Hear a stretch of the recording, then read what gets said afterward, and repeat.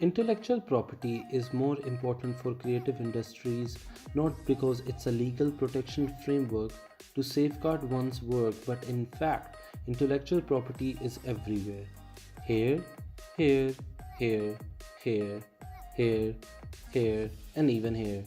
It's in our nature to create things, and intellectual property or IP is the legal way we can protect these things like books, music, brands, products, and even inventions.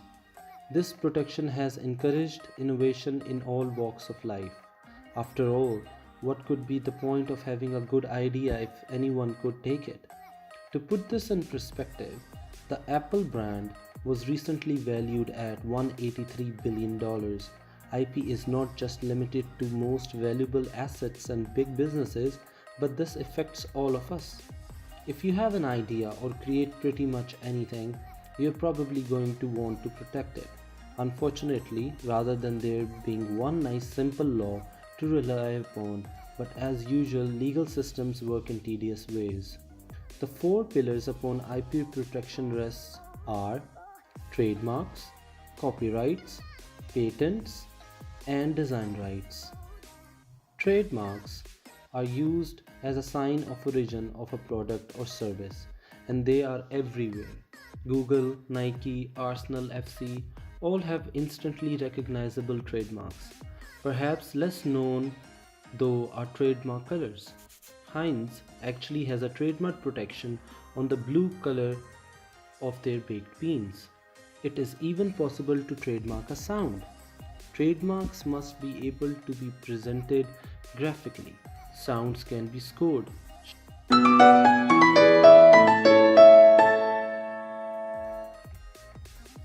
Trademarks must be distinctive and not be descriptive. You shouldn't be able to get a trademark for a company selling apples called Apple. Anyone can use the TM sign without registering, but formal registration must be granted up to use the R sign. Registrations can be done easily and cheaply on the IPO website, and doing so prevents others from copying your brand identity. Copyright is an automatic right that does not need to be registered. It exists whenever anybody creates an original work, providing there's been some skill or judgment involved. Examples are books, pictures, music, and films. Plagiarism isn't just cheating, it's also copyright infringement. It also covers computer programs and databases, but there's a slight catch. Copyright protects what's called the expression of an idea, but it does not protect the idea being expressed.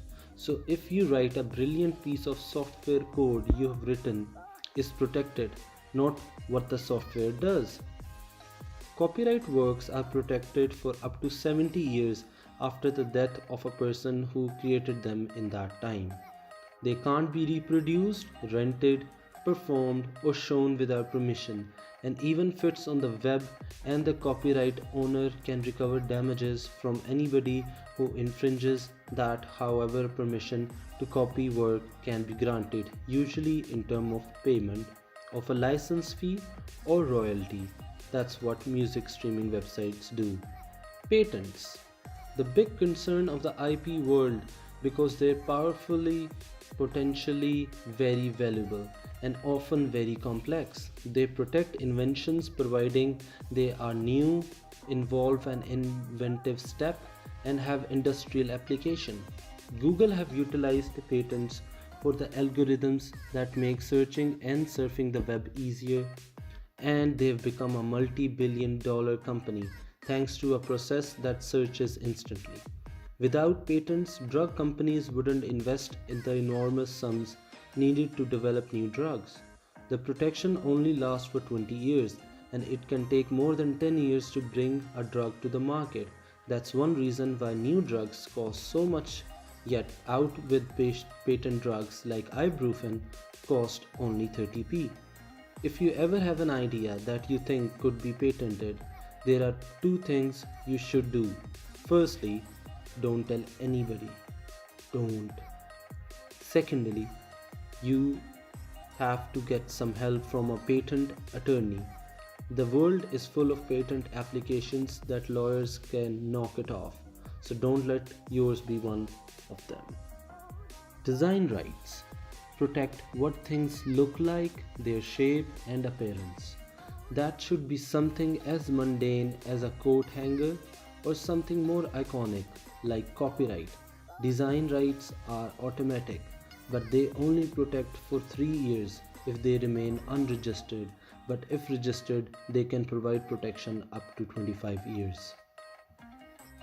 IP is there to encourage innovation by ensuring those that have grades, ideas that can benefit from them.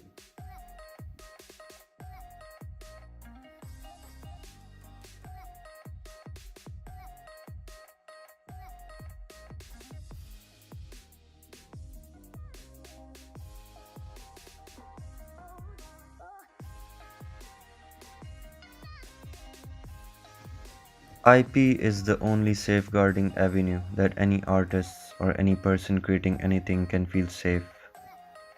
Especially in Pakistan, unfortunately, intellectual rights, particularly digital media design, is a new concept and is just recently put through the federal legislation. Since then, textile sector is very prominent and major world leading garment players like Adidas, Nike, Zara, etc. get their designs printed here and the local industry, especially the new digital print textiles, which are emerging with exceptionally artworks and concepts. But one can see that here influences and copying has a blurred line and replicas of world famous Italian brands, as well as artworks or trademarks openly used without permission.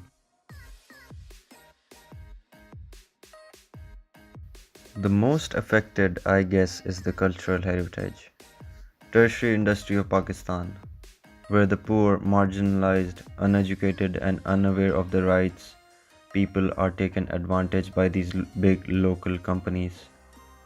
Also, we have quite a few examples of European brands copying designs too, killing not only their source of livelihood but also putting an end to so many lives. The economy surely gets negatively impacted because of all the prospective revenue which is lost because it's not rightly legally covered. Also, I think these big companies use this backdoor policy of we took inspiration of a skill like embroidery or pattern design like ajrak that took years to be perfected by some tribal or cultural people.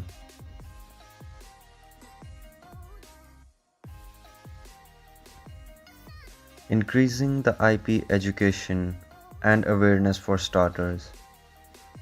Also, IPO offices' efficiency should be taken into government's notices so that the department responsible for maintaining the rights is working as per its order. Education plays a key role in letting people know that the ideas are also protected.